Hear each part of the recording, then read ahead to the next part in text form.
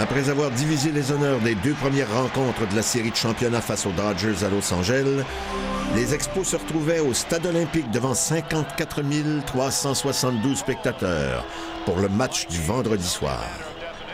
Pour les Expos, le lanceur partant était Steve Rogers. Il était confronté au gaucher Jerry Royce des Dodgers. Tirant de l'arrière 1-0, Montréal crée l'égalité sur ce simple de Larry Parrish après 2 retraits en fin de 6e manche.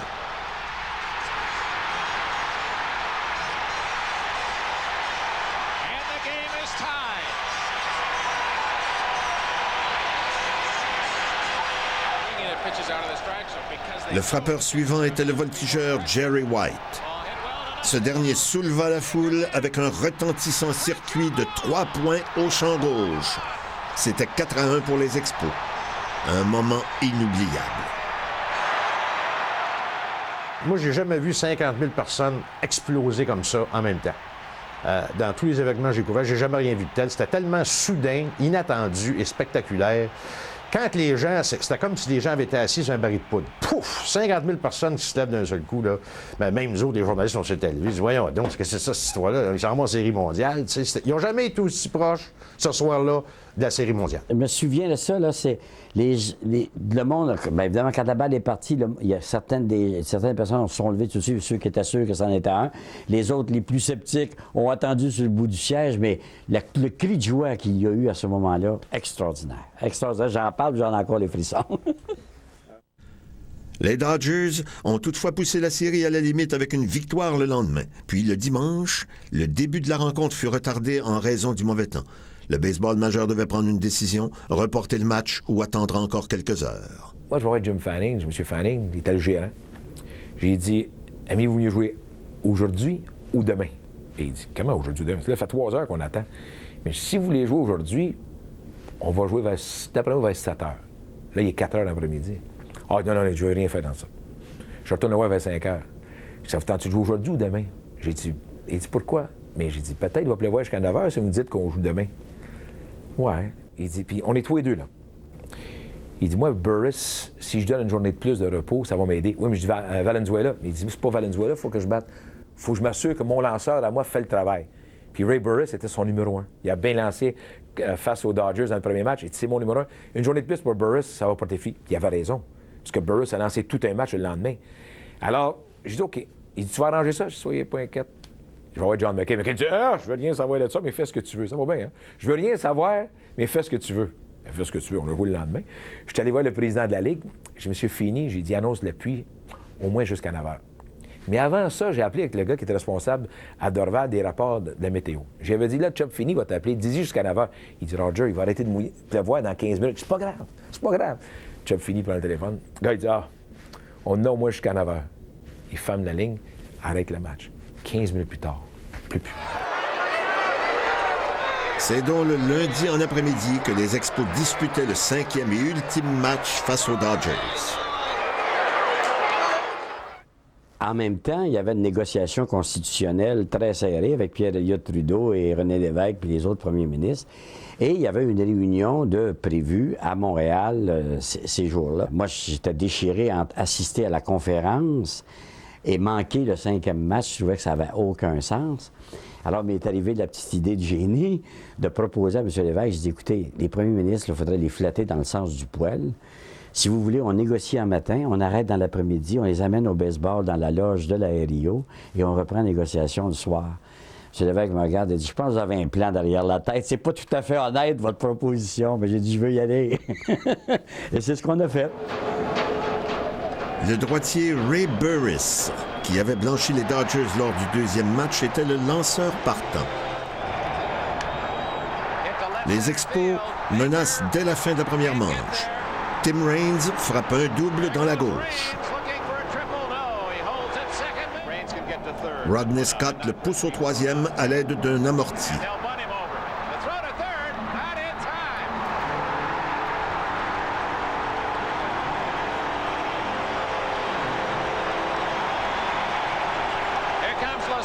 Les Expos ont Valenzuela dans les câbles, mais André Dawson frappe dans un double jeu.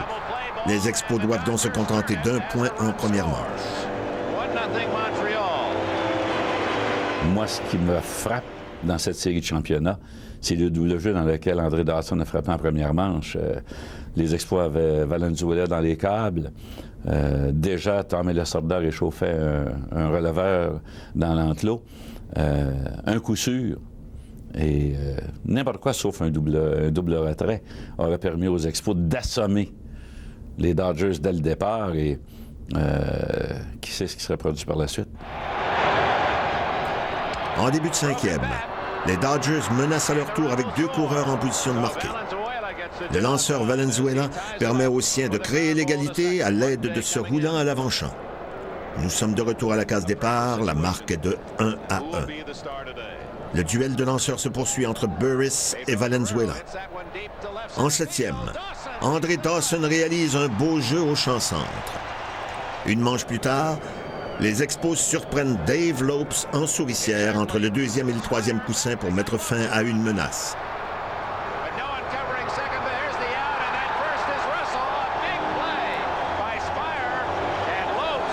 En début de 9e manche, le gérant Jim Fanning prend une décision qui encore aujourd'hui alimente les conversations. Celle d'utiliser son meilleur lanceur partant, Steve Rogers, en relève pour la première fois de la saison. C'est facile de le blâmer par la suite. Ben, moi, j'aurais fait la même affaire parce que Rogers était dans sa bulle depuis un mois. Il était le meilleur lanceur de la Ligue nationale. C'est sûr que c'était pas un gars habitué au rôle de releveur, mais il lançait tellement bien que ça tentait de prendre une chance. De toute façon, Reardon n'était pas vraiment disponible. Après avoir retiré les 2 premiers frappeurs, Rogers devait négocier avec Rick Monday.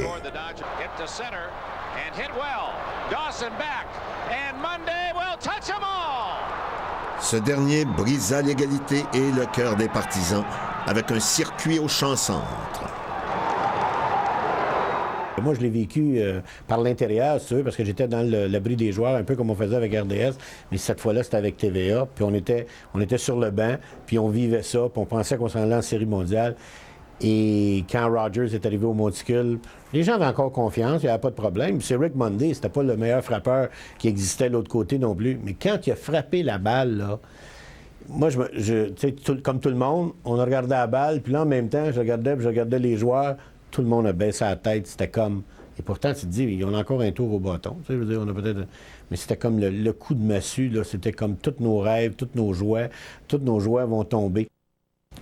Le temps entre le fait de voir la balle passer par-dessus le champ centre et le fait que dans la manche suivante, on procède à retirer nos 3, ça a été 10 minutes d'enfer total et 10 minutes où est-ce que, tu sais, je pensais à Yogi, puis je me dis, mon Dieu, j'espère que Yogi a raison, j'espère que c'est pas fini tant que c'est pas fini un retrait, c'est pas fini 2 retraits, c'est pas fini, ça achève. J'ai espéré jusqu'à la fin. Les Expos ont placé 2 coureurs sur les sentiers en fin de 9e. Mais Jerry White frappa un roulant au 2e but pour le dernier retrait de la rencontre. Le rêve était terminé. Les Expos ne participeraient pas à la Série mondiale face aux Yankees de New York.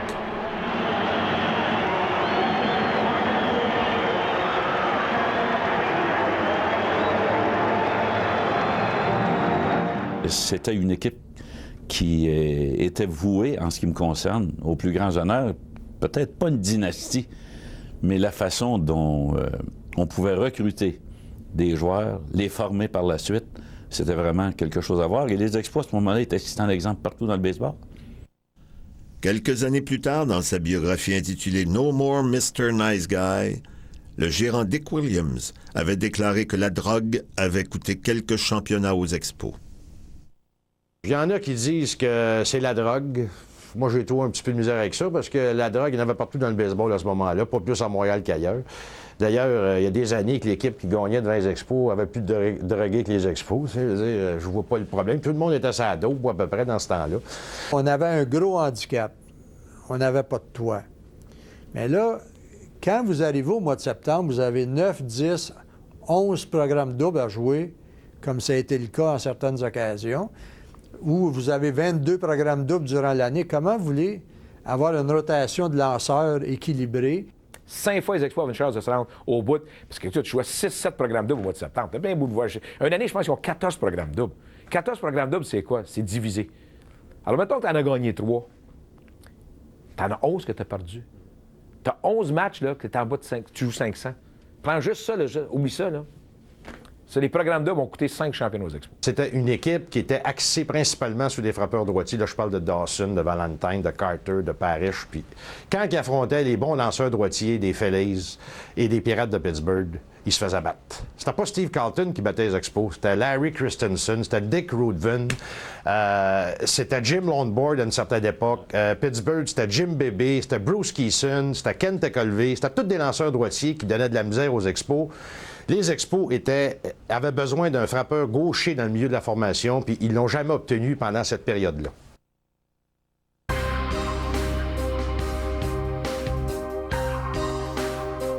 Ce fameux frappeur gaucher, les Expos l'ont finalement obtenu à la fin du camp d'entraînement en 1982.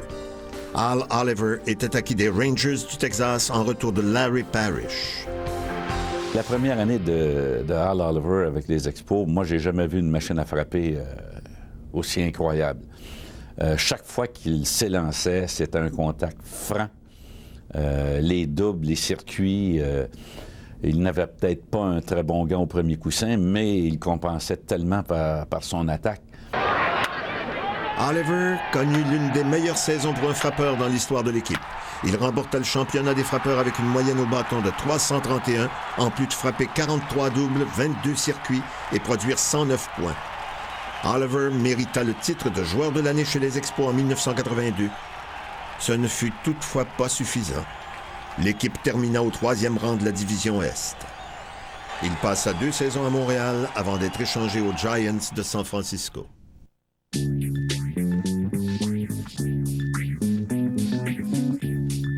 Le 7 décembre 1978, les Expos faisaient l'acquisition du lanceur gaucher Bill Lee des Red Sox de Boston. Surnommé Spaceman, il fut excellent à sa première saison à Montréal. Malgré la présence des Rogers, Sanderson et Grimsley, Lee a terminé au premier rang de l'équipe au chapitre des victoires, compilant un dossier de 16 gains contre 10 échecs en 33 départs. Blessé en 1980, il fut beaucoup moins efficace alors qu'il remporta seulement 4 matchs. C'était un personnage, et puis moi je pense qu'il y avait sa présence était importante dans l'équipe parce qu'il se foutait de tout. Il s'en fichait, il n'avait pas peur de personne. Il allait lancer contre les Pirates, ça ne l'énervait pas. C'était un gars, moi en tout cas, il me faisait bien rire. C'était un gars très amusant, puis c'était un bon lanceur. Au début du mois de mai 1982, Lee quitta l'équipe pendant un match en guise de protestation. Il décida de regarder le reste de la rencontre dans une brasserie près du stade olympique. Les Expos venaient de congédier son meilleur ami au sein de l'équipe, le 2e but Rodney Scott. Le lendemain, la direction lui réserva le même sort. C'est ainsi que devait prendre fin la carrière de ce controversé et très coloré lanceur gaucher.